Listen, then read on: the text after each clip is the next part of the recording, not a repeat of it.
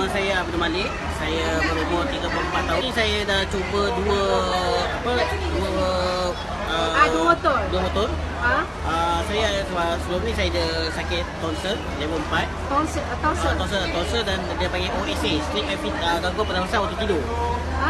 So lepas saya mengamalkan ini ini stroke cream, saya pergi saya pergi check dengan doktor kata ada reduce sikit lah.